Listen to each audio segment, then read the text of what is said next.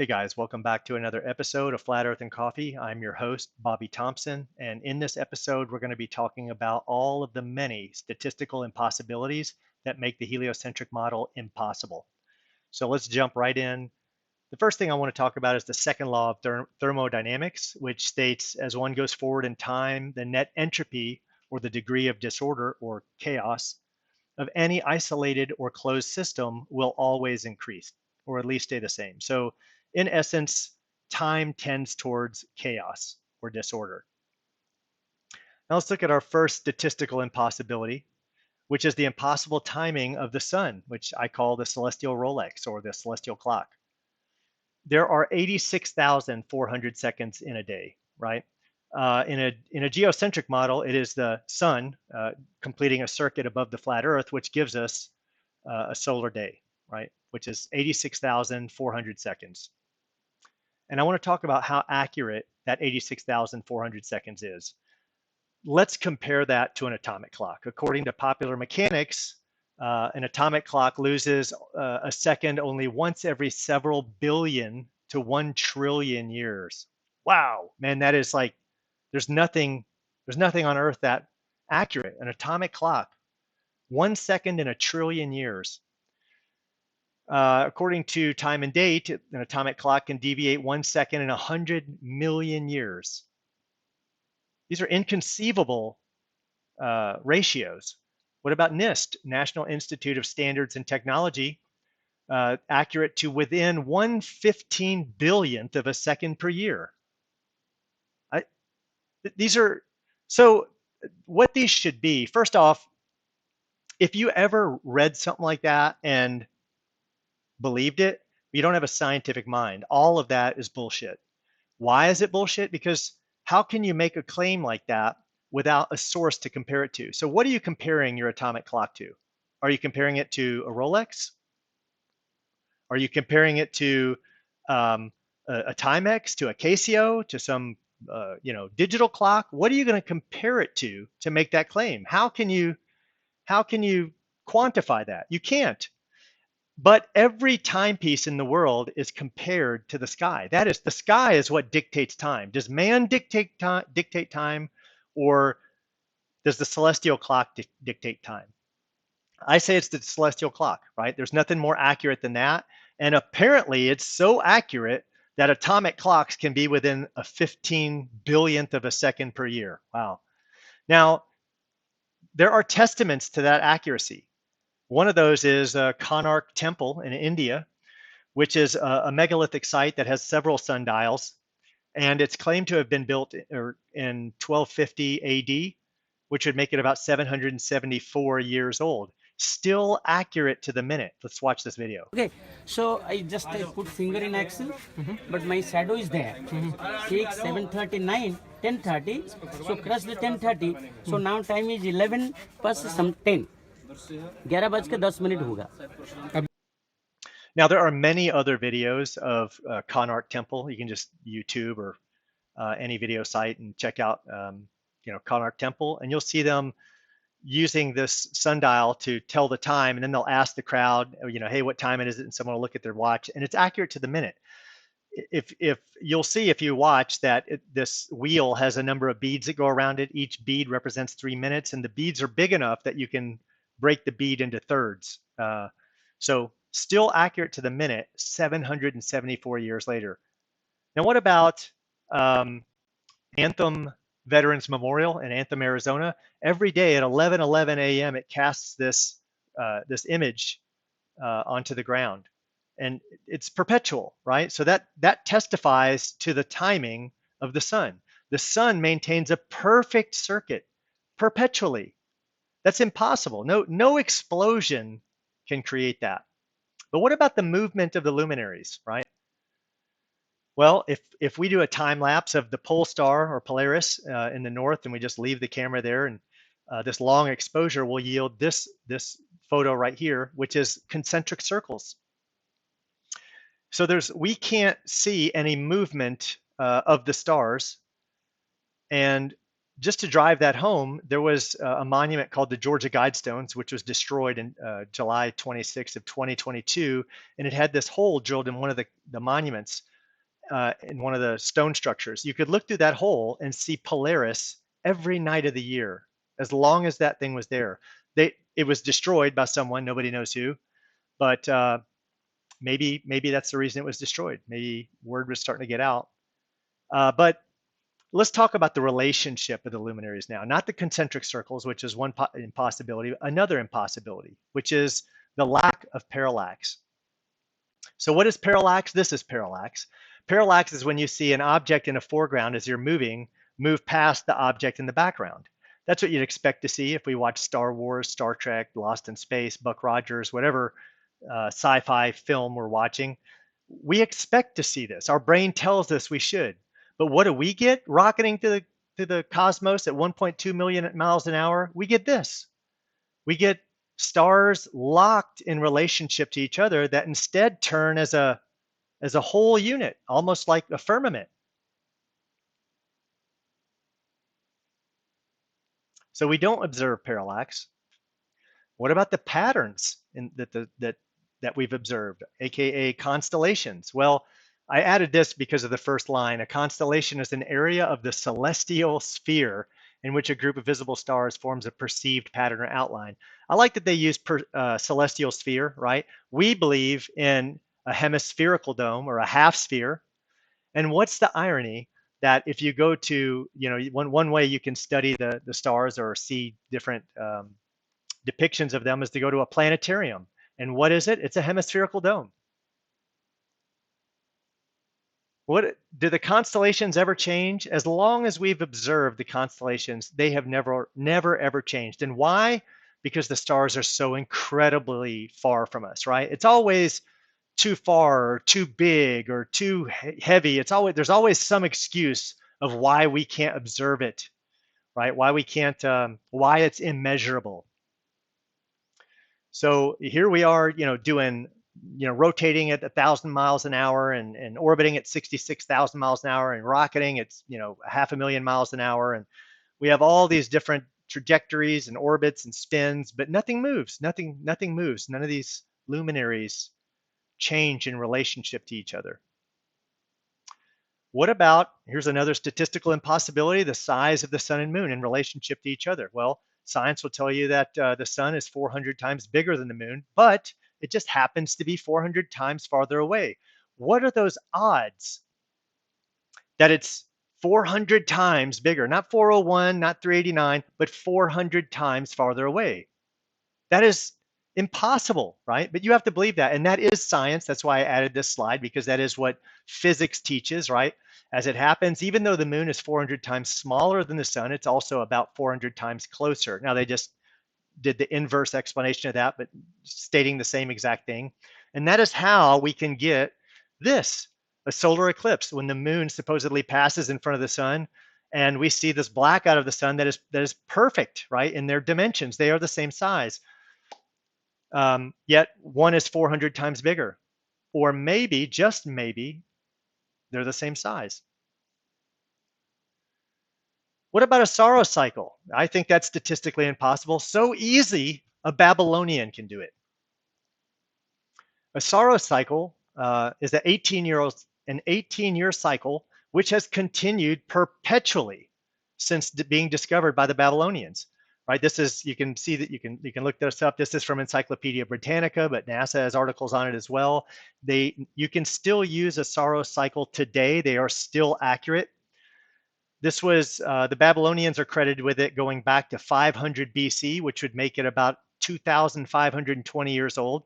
That means a Saros cycle, this 18-year cycle, has been going on for 2,520 years, perpetually, perfectly, with precision, as we're rocketing through space, spinning, orbiting the sun, shooting through the cosmos, 1.2 million miles an hour, right? What are the odds of that? It's impossible. All these impossibilities stacked on impossibilities, stacked on, it just can't be, right? What about the perfect sphericity of the moon? The moon is a perfect sphere. How did that happen? How did it get chiseled down in space where there's no friction whatsoever? Where did the moon come from? Why is it perfectly spherical? Why is there no hot spot on it as well? But what about the phases of the moon? The phases are another statistical impossibility. That is, we see the same phase continuously. It has never changed every 29.5 days, according to science. This phase is perpetual and never changes. All of these things, all of, there's so many statistical impossibilities, and all of these things are all happening at the same time, all stacked on top of each other. We're not going to play the whole thing, but you get the point. We've only ever seen one side of the moon. What are the odds of that? Exactly 50%. Unless you believe in, we went to the moon, and this is a photo from Apollo 16 where they were able to get a picture of the backside of the moon. Wow. If you believe that, I feel sorry for you. Here's the front of the moon. Look at this. There's the front. Why is the back, if you believe in this, why is the back why are the craters so much more pronounced? Why are they so much deeper? Are they implying that the back is getting hit harder, or like the front's protected by the Earth or something like that? I mean, the moon's supposedly 236,000 miles out. It can be hit by all kinds of angles. And if it were being hit more so, or by bigger objects in the back, if the front is being protected, wouldn't one of those cause it to spin? What about orbital periods, the perfect timings of the planets? Mercury has an 88-day orbital period. It is 88 days perpetually, 88 days, 88 days. This is another clock unto itself. It's its own timepiece telling its own time. It is on a perpetual 88-day circuit. What are the odds of that with, all these tugs and pulls of gravity going on, right? And movements, and how do we get that? Why does Venus have a 225-day perpetual orbit? Why does Mars have a 687-day perpetual orbit? We can measure this again and again and again. Why does Jupiter have a 4,333-day perpetual orbit? It's perpetual. It will do this. We can observe it. It'll always go back to the same place. All of these things are keeping their own time. Why does Saturn have a 10,756 Earth day orbit? Pretty specific, because it would. If it weren't doing a constant speed, they could never make that prediction to the day, right? Now, you may see a source go say, oh, 10,759 or 10. You may, once they start getting into time frames that are outside of your lifespan, they can skew the numbers then, just to go, well, it's rough, right? The ones that are in our lifespan, they can't skew the numbers because we can watch it come right back to the same place, right? So I say science is a liar. What about Uranus? Uranus has a 30,687 Earth day orbit perpetually. What about Neptune? It has a 60,195 day orbit, according to Wikipedia. But NASA backs all these up. What about, what is this, Pluto? 248 Earth year orbit. Wow, I didn't even bother to put that into days. What's it matter? But look at this. This is from NASA. A lot of those weren't from NASA. Basically, NASA dictates the science. NASA tells everyone what it is. Many of these are factual, right? I'm sure Mercury, Venus, Earth, Mars, the ones that, Jupiter, once you start getting out into, tens of thousands, I don't know, it's beyond our lifespan. Orbital resonances, too many impossible timings. First off, what is an orbital resonance? It's this.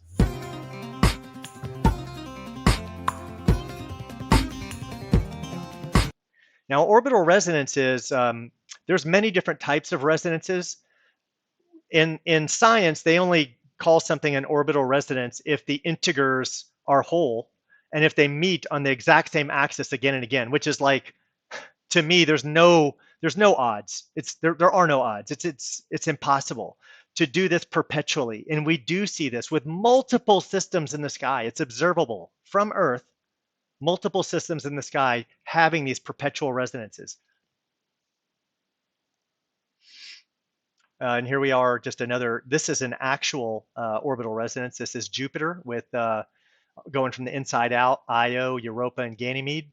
And if you see every time that flashes, they're lining up exactly, and it's a 4-to-2-to-1 ratio, right? The outside, anyway, we're gonna go into this in more detail.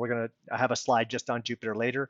I just did this to demonstrate what an orbital resonance is. And you can see how they all have to line up on the same line?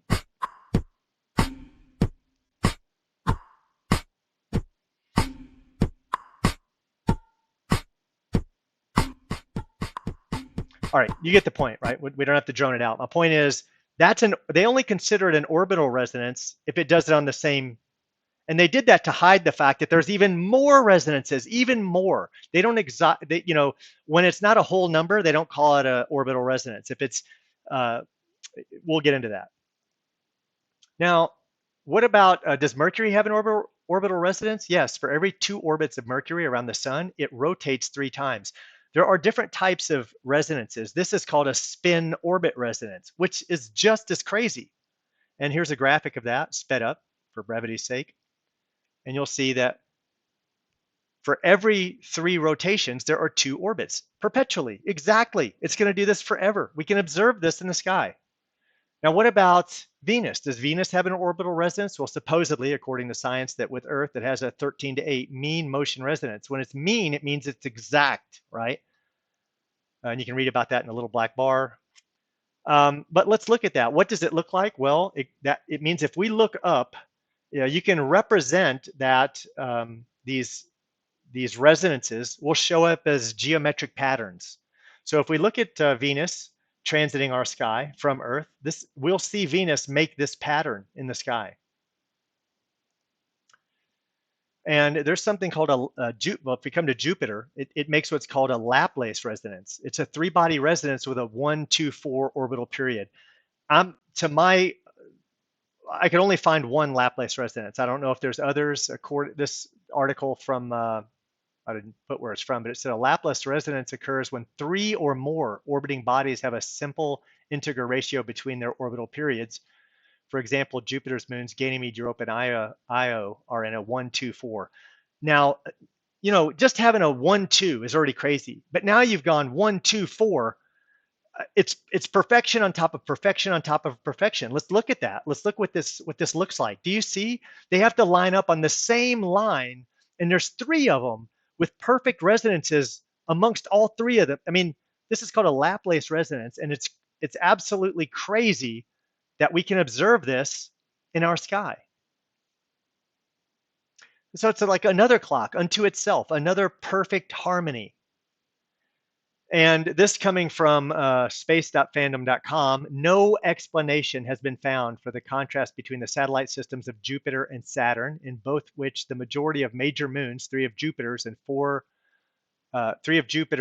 largest and 6 of Saturn's 8 largest, are involved in mean motion resonances. And if it's a mean motion resonance, it means it's a whole integer, which makes it even more, impossible, which is why this article goes on to say no explanation has been found. In other words, even science knows it's so uncanny. It just can't happen, right? And apparently it's, I was wrong when I stated earlier, there's already 2 occasions when it happens. It happens with Saturn's moons and with Jupiter's as well. And so we already saw Jupiter's. Here's another thing that happens with Jupiter. Apparently we can observe this in the sky, which there are 2 distinct groups of asteroids that have 2 distinct resonances. And this goes on perpetually because a resonance is perpetual. Look at that. Can you imagine looking up in the sky and seeing this going on? Now, what about Saturn's moons? There are 3 different known resonances just with Saturn: Mimas and Tethys, Enceladus and Dione, and Titan and Hyperion. And here's just Titan and Hyperion, leaving out the other 2 sets, right? Because there's 3 sets all in perfect MMR. This is crazy. This is all statistically impossible. This is actually about Saturn's rings. They have resonances as well. And you see this 2 to 1, 3 to 2, 4 to 3, 5 to 4, and you can see the ring it applies to. So apparently the rings move at different observable speeds. This is phys.org. This is their claim, although I've seen the claim on other websites. I haven't verified this, but this is even more, this just adds to how detrimental this is. If all these resonances do indeed exist, which science is telling us that they do. Here is Jupiter and Saturn in a 3-2 resonance, and you can see they meet on this one line again and again and again, right? That will go on perpetually. What about, and here is that same Saturn and Jupiter. If we observe them in the sky, this is the geometric design that it makes, right? So these resonances create designs because they're, if you can take objects that have resonances with each other and like draw a line between them and then let that line demonstrate these geometric designs. Now, what about Neptune and Pluto? They're in a 3-2 resonance. I don't have a graphic for that one, but it's in a perfect 3-2, and you know that because it's a mean motion resonance. So where's the chaos? Where is the chaos in our universe? Wanted to talk about some, or show some videos of other magical geometry. Some people call this the dance of the planets. Let's look at Mercury and Mars. If we observe Mercury and Mars from Earth, that's the design we will see. What about Mercury and Saturn? Look at how perfect that is, right? Look at how absolutely perfect. Now, these are only a few. There are many, many more. For brevity's sake, I only put a handful of these. Here's Mars and Venus. And this is what science tells us. These are the patterns that we can observe, but we know there are many, many sources that tell us we see these, and you can use software like Stellarium, which will, it jives with what we see in the sky at any point in time. Let's look at Jupiter and Mars. These geometric patterns, which prove these resonances, they verify, they're a testament to each other. Here's Saturn and Neptune.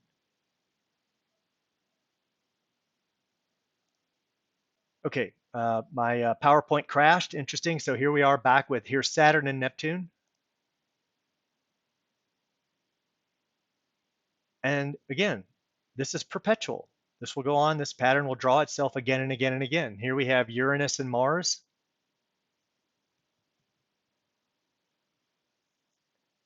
And look how perfect these are.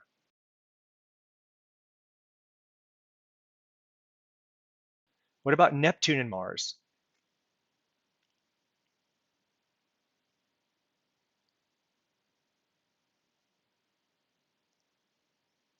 What about Pluto and Uranus?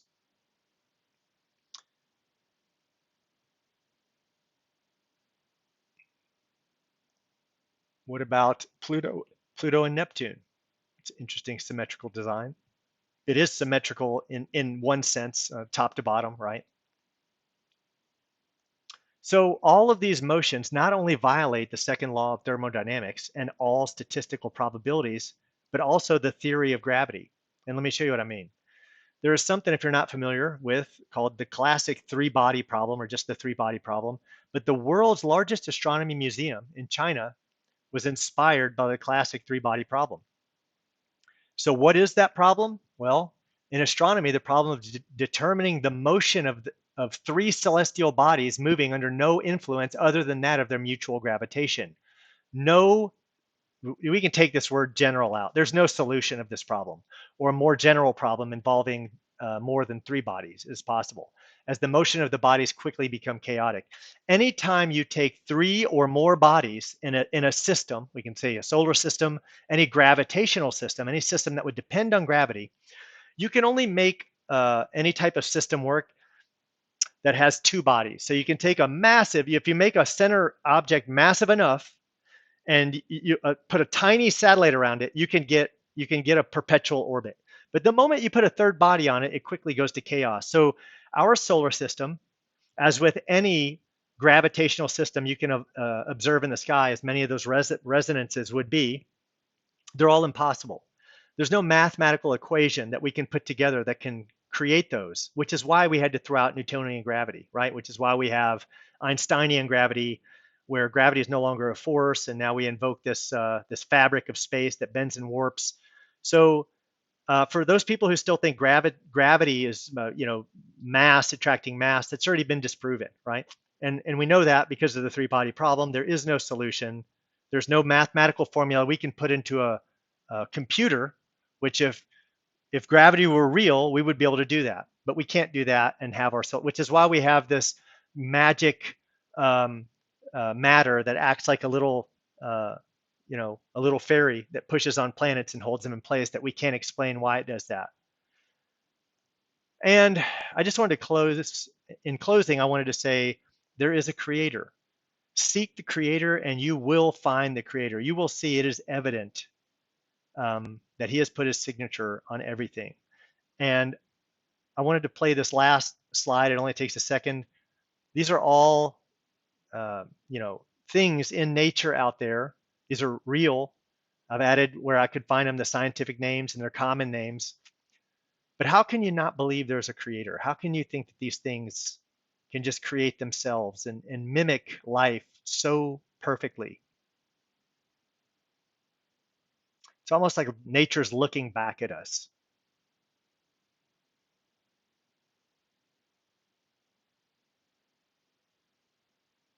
Not one of these is fake or Photoshop. These are all real. I've verified them all. Feel free to look them up yourself. You can believe it's just a coincidence, just like you can believe all those things that we just went over are coincidence.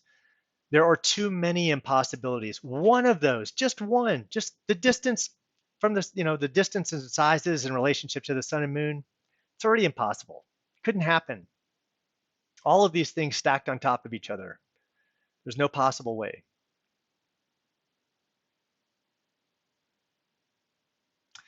I hope you enjoyed the video. Until next time, my friends, take care.